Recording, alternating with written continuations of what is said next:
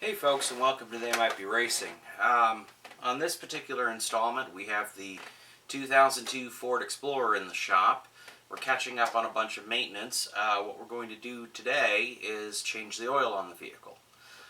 Changing your oil is pretty straightforward, but I'm eternally surprised at the number of people who end up asking me how to do it. So today's video is all about how to change your oil on a 2002 Ford Explorer. Now keep in mind that a lot of this is identical to every other car on the market, with the differences being, like where the oil fill is, or where the drain plug is, or where the oil filter goes. So to start with, your oil fill is, and this is for the V6 flex fuel single overhead cam engine. So this is the not the V8 but the V6. So your fuel fill is right here, dead center, or a little bit to the left, on top of the engine. So the first thing you want to do is open it up, take a look at your cap, make sure your O-ring and seals up on the cap are good, clean it while you're at it.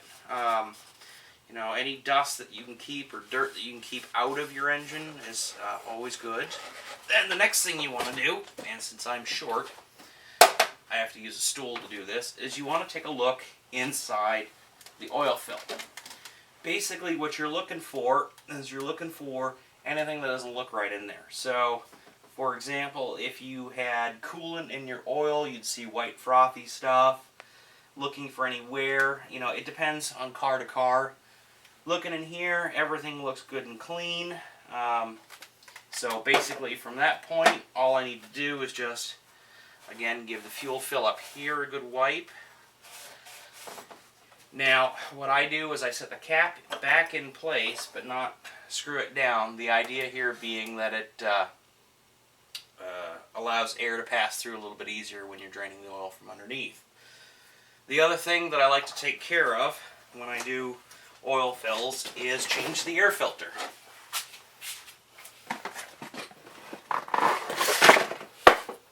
So here we've got the replacement air filter, I hope, for my Ford Explorer. There are, if you're looking down at the air filter box, there are two metal clips facing in towards the engine compartment. Pull those loose. Then tip, tip the air filter box up and lift it out.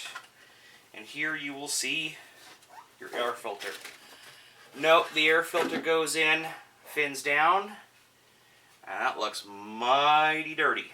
So let's get the new one out of the box.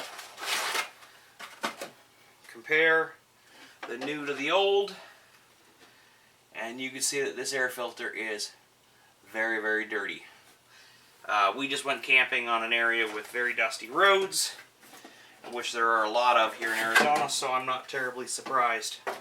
The other thing you can do, if your airbox is pretty bad, this one isn't, take a shot back and vacuum out the airbox to get any larger material out. So we'll go ahead and we set the new air filter in with the fins facing downward.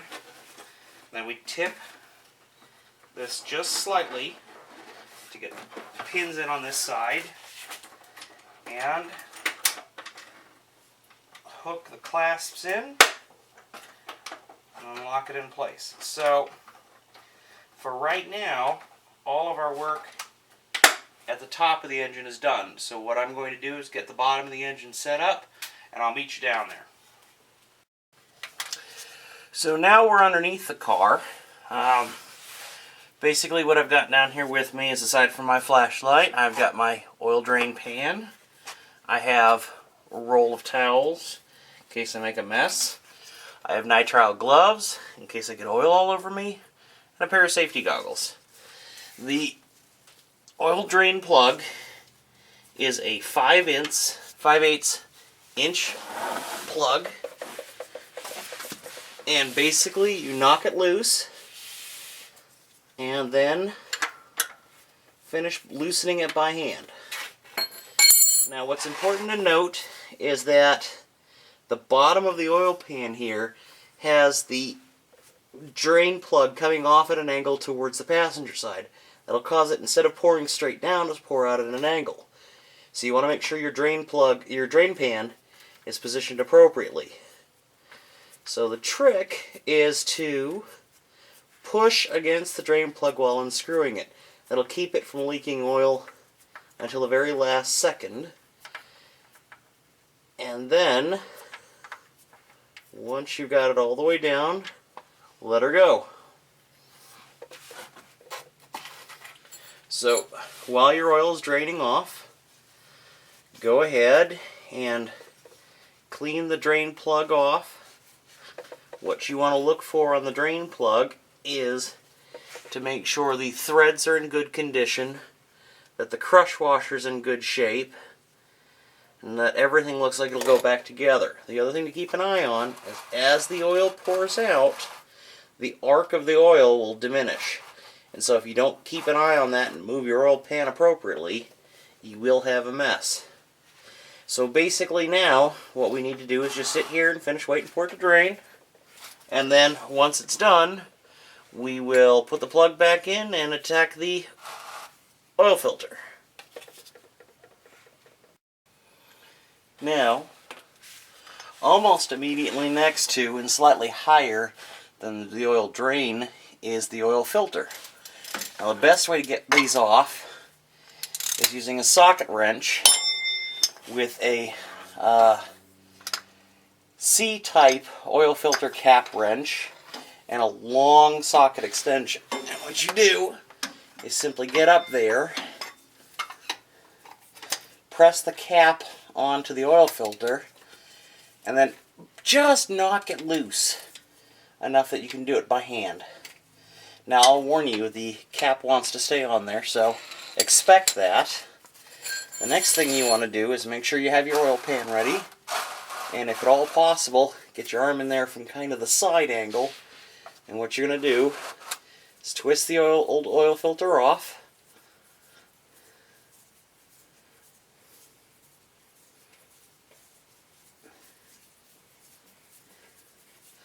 And the threads on these things seem to take forever.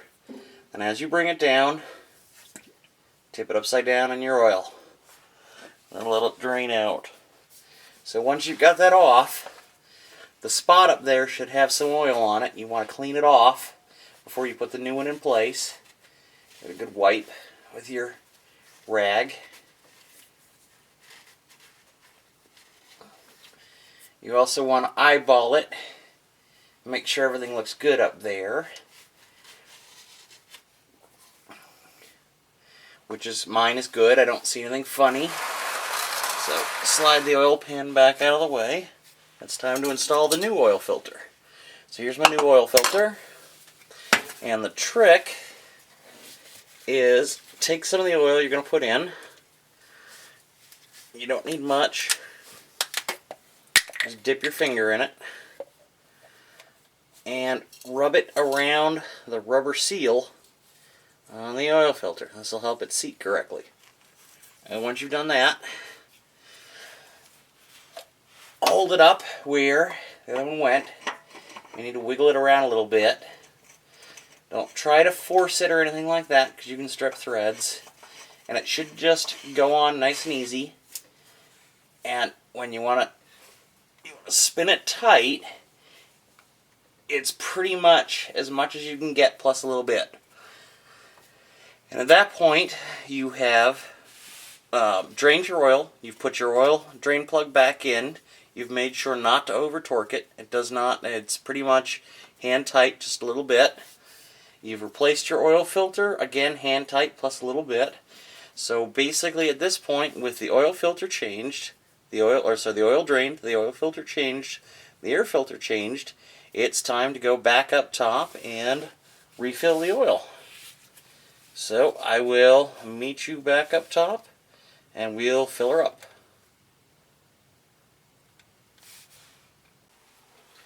So now that we're all done underneath the car, all we have to do now is top her off with oil. The V6 takes 5 quarts of oil. So, best thing you can do is get yourself a good funnel. And then grab your oil and start loading her up.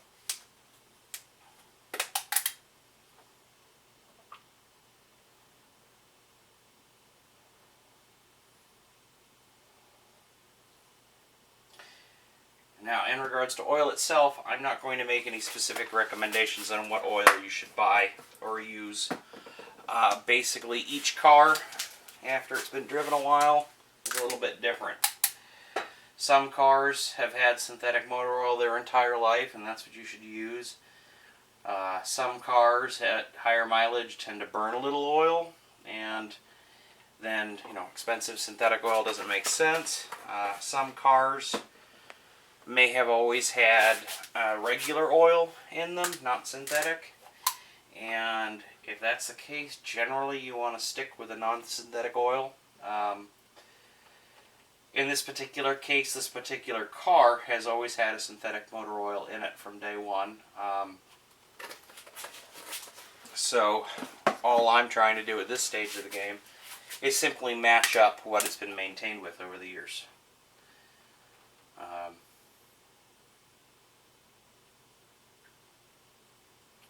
So let's see, that is 4 quarts, and this should be 5.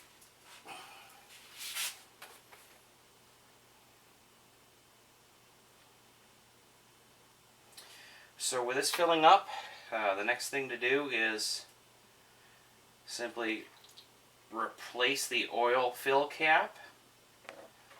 Make sure you get all your tools and the oil pan out from underneath the car. There is nothing worse than backing over an oil pan full of oil. I have seen it. It is not pretty. The other thing is recommend take a short drive and then double check underneath the vehicle. Make sure there's nothing leaking. I've seen too many instances where drain plugs haven't been put in all the way, and I've seen them vibrate loose. I've seen oil filters not seat properly and be loose. And the last thing you want to do is go off on a 50-60 mile jaunt in your car while it's pouring its oil everywhere. Beyond that, with this particular car, I managed to squeeze underneath it without using jack stands or a hoist. If you do need to raise the vehicle up when you change the oil, please use proper jacking procedures. Don't just put it up on the spare tire lift. Use a decent jack. Put it up on jack stands. Make sure it's secure. Give it a good shake before you go underneath it. Because basically, if a car falls on you, you're done. So always be careful when you're underneath the car. But other than that, the absolute very last step is to pour off all your used oil into a container that you can take back to wherever you bought your oil. It'll then get recycled. The other thing is don't throw your oil filter away before you get the wrench cap back off it. I've done that before myself. Other than that, your oil's changed, your air filter's changed, and you're ready to rock and roll. Till next time, happy driving.